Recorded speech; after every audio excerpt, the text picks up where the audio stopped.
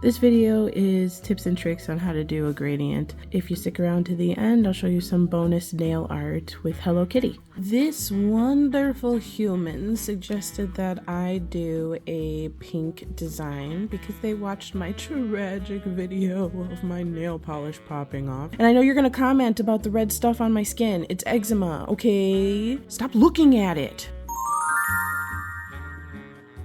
When doing your gradient, make sure you have your base color be the lighter of the two colors. So I'm going to start with white. It's pretty sheer and a bit uneven, but I think I'm still going to do just one coat because I'm going to be doing a gradient and dabbing on more of this white. I like to use a liquid latex because it's really easy to apply and it's easy to peel off, but I know there are people who are allergic to latex. Some people use Elmer's glue.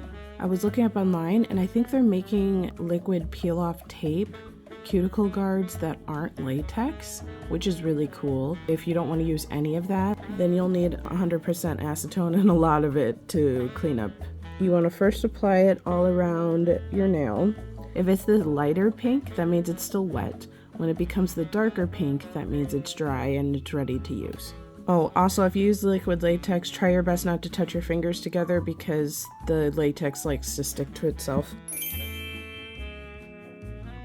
This polish is, as you can see on my thumb, sheer. It takes at least 2 coats to become opaque, probably 3. This polish is like pretty much 1 coater. When I'm applying this, I need to think about the fact that this is going to take longer to become opaque than this one is. What I am going to do is have more white on this sponge, meaning I'm going to take up more space of white and just do a little bit of pink.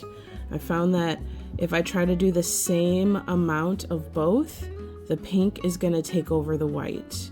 I'm going to put just a little bit of pink, less than I think I need. You can always apply more to your sponge, but you can't apply less. You want to do your best not to like go all over the place when you're dabbing it. You want to dab in one spot and just kind of rotate. If I take the sponge and I dab once, that's kind of a tester, so you see how much the white is, and then the pink I could probably apply more, but I'm just not going to right now. I'm just going to keep testing it, and I'm just lightly and slowly doing this to just really test this out. I need probably the pink to come down a bit more, and I'm gonna need more coats, but I'm just gonna dab just a bit more to try to get them to blend a little bit. A big mistake people make is applying too much polish to the sponge, and then it doesn't want to blend. I want it to soak a little bit into the sponge. Where the deuce are my tweezers? I don't normally do this because I'm lazy, but I would suggest doing this. After your first coat, peel off your liquid latex because if you wait too long, you start getting crusties because the nail polish dries and it's harder to clean up and it doesn't look as nice. Here's another mistake people make. They try to go in with their next coat of gradient before this dries. You don't want to do that because you're just adding polish on top of polish and then it just slides around. I'm to a point now where I can touch this. I'm not touching it very hard. I'm not like smashing my finger in there. I'm touching lightly. So that's dry enough for me to add another coat. Same as before, I'm going to add latex around my fingers. So now, similarly, I'm going to go in with the white and the pink.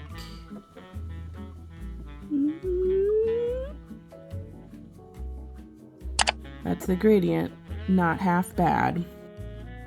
I think it looks pretty good, huh? I'm gonna do like a glitter gradient. Cut off the end of this sponge. Oh look, a fresh sponge. all I'm gonna do is just put a little bit of glitter on the end of the sponge. When you put any sort of glitters on a sponge, it soaks up the excess polish liquid stuff so that you're left with mainly glitters, because without that you have to apply a bunch of coats of glitters on your nail and then your nail gets super thick. So I'm just gonna lightly dab the end of my nail and hope I don't get any on my skin because it's a pain to clean up. I'm gonna go in with one more because I like glitter. I like sparkly things. I think it was a bird or something in another life, or maybe a cat. So now what I'm gonna do to make it a little more gradient-like is a bit of dry brushing, and dry brushing is when you wipe off most of the polish from a brush and then use whatever's left. And I'm going to just drag a bit up just so I can have some of the glitters go just a little bit higher.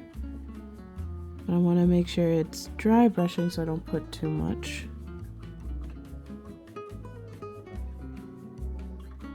Okay, now I'm gonna do some nail art. I'm gonna attempt to do something with Hello Kitty, and I really like using acrylic paint when I do nail art, so that's why I applied the top coats, because it's easier to work with. I'm gonna use this to attempt to do the Hello Kitty face. I also got this pink from the dollar store that I'm gonna try using as well. Okay, for this I'm gonna use a liner brush. Disregard the polish on the liner brush. This is 8mm. What's great about acrylic paint is that when I mess up, I can just wipe it off with water and it's not going to ruin the rest of the nail polish. This mat is great because you can get paint on it and it comes off really easily, so I'm going to put the acrylic paint directly on the mat.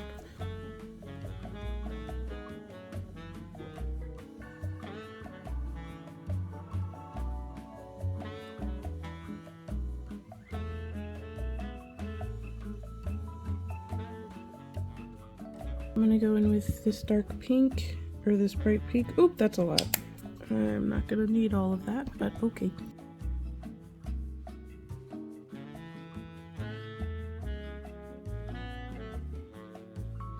Cute, not bad for my first bow. Now I'm gonna do some outlining, some eyes and whiskers with this black. Of course, now I start shaking. Okay, sorry, I had to outline that off camera because I was shaking way too much. It might be cute to do some hearts.